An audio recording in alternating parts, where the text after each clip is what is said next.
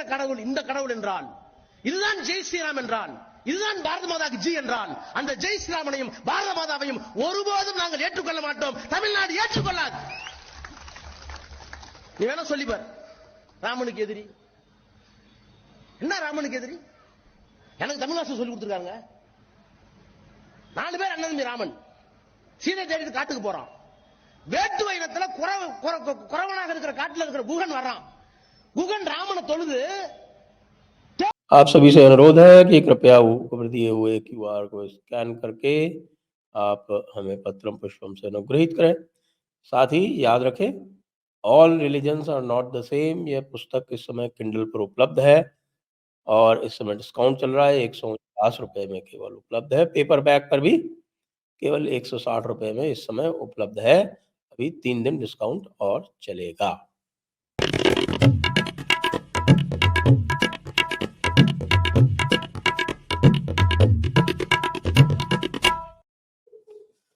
नमस्ते, मैं हूं संजय दीक्षित और आप देख रहे हैं दी जयपुर डायलॉग्स।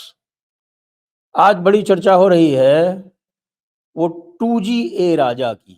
आप जानते हैं ना 2G ए राजा? वो 2G स्कैम में जो ए राजा था, जो तमिलनाडु में नीलगिरी से MP था और मिनिस्टर था UPA सरकार में, और 2G में बन रहा था तिहाड़ में। तो बताते हैं तिहाड़ में उसकी बड़ी अच्छी सेवा की थी लोगों ने, और वो जो बकवास किया करता था विशेषकर भारत के विरोध में, तो वहाँ पर उसकी अच्छी खासी ठुकाई भी हुई थी बताते हैं। तो वो जो है उसको भी याद है, तो इसलिए वो बीच बीच में कुछ ना कुछ बोलता रहता है। आज उसने जो है वो भारी बकवास की, और बकवास करके ये भी बोला कि भाई जो बोलते हैं, जो पेरियारिस्ट जिसको बोलते हैं ना, वो पेरियारिस्ट भगवान राम के बारे में, भगवान राम के बारे में अपशब्द कहना, और उसके बाद आपके हनुमान जी के, माता सीता के बारे में अपशब्द कहना, ये पेरियारिस्ट की ये पुरानी एक शगल है। साथ में जो और बात कही जिसके विषय में लोग जो है बड़े उत्तेजित हो रहे हैं, वो ये है कि उसने ये कहा कि भारत जो है वो एक राष्ट्र नहीं है, क्योंकि उसके हिसाब से जो राष्ट्र की जो परिभाषा होती है, तो उसके हिसाब से राष्ट्र की एक संस्कृति, एक भाषा और एक उसकी जो है वो एक उसका रिलीजन होना चाहिए, या उसको कह सकते हैं एक संस्कृति होनी चाहिए। तो एक भाषा के ऊपर उसका बड़ा जोर है। तो इस हिसाब से, उसके हिसाब से कि तमिल अलग राष्ट्र है, तेलुगु अलग राष्ट्र है, मलयालम अलग राष्ट्र है, ओडिशा अलग राष्ट्र है, इत्यादि इत्यादि। तो वैसे इसको लेकर देश में लोग बड़े आंदोलित हो रहे हैं और कह रहे हैं कि भाई ए राजा को गिरफ्तार किया जाए। तो ए राजा को गिरफ्तार करने के लिए आपको जो है वो थोड़ा और भी रिस्ट्रिक्शंस इत्यादि लगाने पड़ेंगे, और भी कुछ करना पड़ेगा इससे पहले कि आप उसको गिरफ्तार कर सकें। लेकिन जानने की बात यह है कि ये जो कुछ भी ए राजा कह रहा है, ये कोई नई बात नहीं है।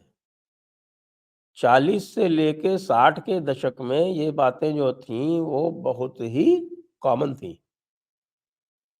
और इसको अगर हम थोड़ा-सा पीछे ले जाके देखेंगे ना, तो हमें पता चलेगा कि 1920 के दशक में एक जस्टिस पार्टी बनी थी तमिलनाडु में, जिसने सबसे पहले जो क्रिश्चियन बिशप इत्यादि जो थे, जो क्रिश्चियन मिशनरीज, उन्होंने एक आधारशिला बनाई थी 20वीं नहीं बल्कि 19वीं शताब्दी में। 19वीं शताब्दी में GU पोप और रॉबर्ट कॉल्डवेल वगैरह जो है, इन्होंने सबने एक आधारशिला बनाई थी जिसमें आर्यन और द्रविड़ियन रेस इस प्रकार से उन्होंने क्लासिफाई किया था। आर्यन इन्वेजन थ्योरी जो थी वो मैक्स म्यूलर के बाद में उन्होंने उसको आगे बढ़ाया था।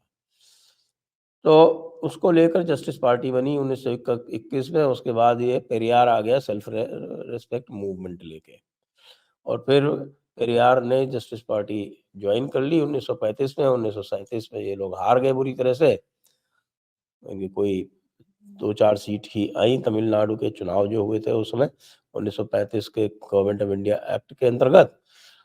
और उसके बाद से फिर इन्होंने ये द्रविड़ नाडु की मांग उठानी आरंभ कर दी। और द्रविड़ नाडु क्या था? आरंभ में द्रविड़ नाडु का अर्थ था सारी जो द्रविडियन लैंग्वेजेस जहाँ जहाँ बोली जाती है वो सारा स्थान, यानी पूरी की पूरी मद्रास प्रेसिडेंसी उसमें शामिल थी, जिसमें तेलुगु, मलयालम और तमिलनाडु और कन्नड़, ये 4 भाषाई जो पूरे क्षेत्र थे वो द्रविड़ नाडु में इनके आते थे। लेकिन ये द्रविड़ नाडु का मामला चला नहीं ज़्यादा। द्रविड़ नाडु के चक्कर में ये हुआ कि ये पेरियार ने, वो पेरियार के जो जीवन शैली थी तो वो सभी जानते हैं वो कितना दुष्ट आदमी था। इतना दुष्ट था कि जवाहरलाल नेहरू ने स्वयं ये कहा था कि ये आदमी एक परवर्ट है और इसका स्थान जो है वो एक पागल खाने में होना चाहिए। जवाहरलाल नेहरू ने कहा था, मैं नहीं कह रहा हूँ। फिर उसके बाद जब स्वतंत्रता हो गई तो स्वतंत्रता से पेरियार बहुत नाराज हुआ, लेकिन निराश हुआ। पेरियार ने 1944 में डीके यानी द्रविड़ कड़गम नाम की एक पार्टी बनाई, और ये वही डीके पार्टी है जिसके कन्वेंशन में ये स्टालिन महोदय जाके बोले थे कि सनातन धर्म को फिनिश करना, क्योंकि वो पेरियार की अपनी ओरिजिनल फिलॉसफी है। लेकिन जब 47 में जब विभाजन हो गया तब अन्नादुरई और पेरियार में डिफरेंसेस बढ़ गए, क्योंकि अन्नादुरई तो बड़ा निराश हुआ है इसको लेके कि ये विभाजन हो गया, और उसने जो है जिन्ना से भी प्रार्थना की थी उस समय। पेरियार ने जिन्ना से ये कहा था कि आप हमें अलग द्रविड़िस्तान बनाने में भी आप हमारी सहायता करें, लेकिन जिन्ना ने अल्टीमेटली ये कहा कि भैया तुम तुम्हारी जानो, हम काफिरों को कोई मदद नहीं करते, हमें तो अपने जो मुस्लिम मुल्क है उससे मतलब है। तो उससे पहले पेरियार ने पाकिस्तान का भी समर्थन किया था। 47 के बाद जब भारत को तथाकथित स्वतंत्रता मिल गई, उसके पास अन्नादुरई और इनमें डिफरेंसेस हो गए, क्योंकि पेरियार निराश हो गए, अन्नादुरई बड़े प्रसन्न हो गए। अन्नादुरई को लगा कि अब ये जो है एक अपॉर्चुनिटी के रूप में आया है और इसमें हम जो है और पलीता लगा सकते हैं। लेकिन आगे चलते चलते फिर पेरियार और अन्नादुरई अलग अलग हो गए। अन्नादुरई ने बना ली डीएमके। लेकिन ये जो द्रविड़ नाडु की मांग थी, ये पेरियार ने तो लगभग छोड़ दी जब 1956 में स्टेट रीऑर्गेनाइजेशन एक्ट में भाषाई आधार पर विभाजन हो गया आपके नए राज्यों का, नए राज्य बन गए भाषाई आधार पर। तमिल अलग बन गया, तेलुगु के लिए आंध्र प्रदेश बन गया, कर्नाटक के कन्नड़ के आधार पर कर्नाटका बन गया, मलयालम के आधार पर केरला बन गया। तो ये मांग जो है वो छोड़ दी एक तरह से, क्योंकि दूसरे जो राज्य थे वो भी तमिलनाडु के नीचे आने के लिए तैयार नहीं थे। तो पेरियार ने तो छोड़ दी, लेकिन अन्नादुरई ने नहीं छोड़ी, और अन्नादुरई उस मांग पर कायम रहे। लेकिन फिर उसके बाद वहाँ पर जो है एक रामन जो थे वो वहाँ के एक महत्वपूर्ण ब्राह्मण थे, वो उसके एक महत्वपूर्ण लीडर बन गए, नेता बन गए।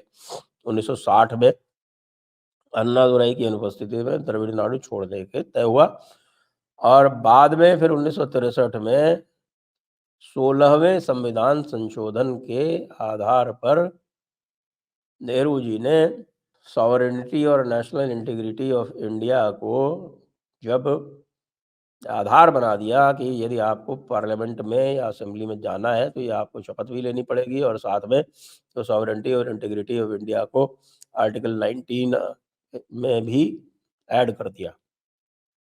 और आर्टिकल 19 में फ्रीडम ऑफ स्पीच और एक्सप्रेशन में वो एक महत्वपूर्ण एक रिस्ट्रिक्शन बन गया।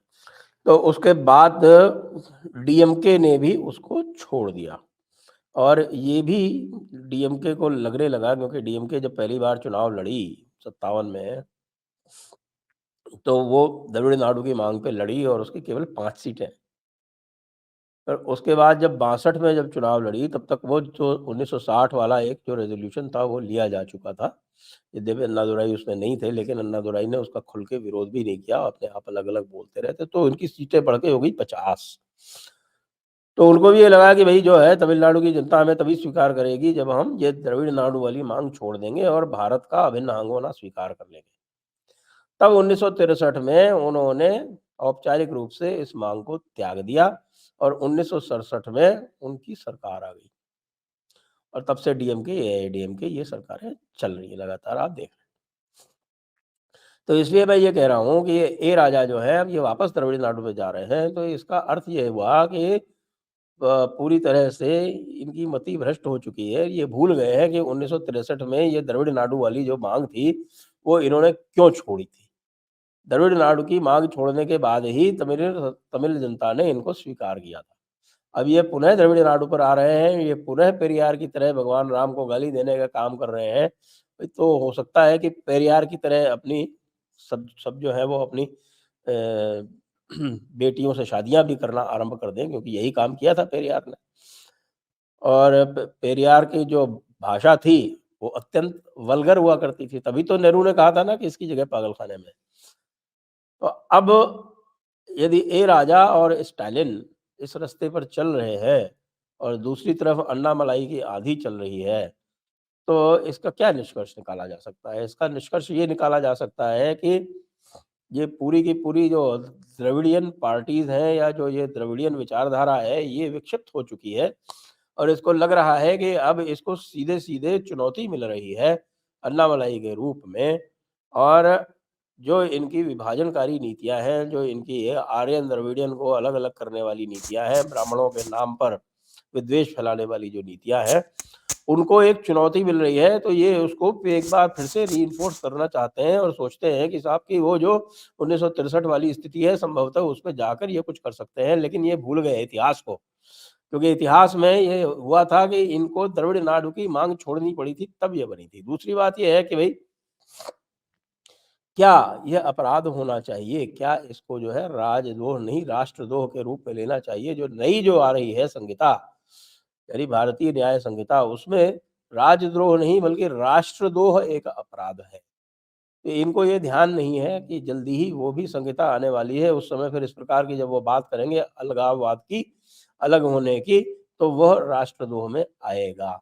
थोड़ा बहुत जो हमारी जो इस समय के जो रूलिंग डिस्पेंसेशन है, उसको भी ध्यान रखना पड़ेगा कि ये काम जो है, ये जहाँ भी हुआ जाता है, उसके साथ सख्ती से निपटना चाहिए, चाहे वो अकाली हो और चाहे ये तमिल सेपरेटिस्ट हों। दोनों एक ही तरह के काम करते हैं, तो ये शिरोमणि गुरुद्वारा प्रबंधक कमेटी रोज़-रोज़ वही बातें करती है, खालिस्तान का प्रोपेगेंडा करती है, भिंडरावाले की वहाँ पर गुरुद्वारों में फ़ोटो लगवाती है, चित्र लगवाती है, तो उसको भी आपको कॉल आउट करना पड़ेगा।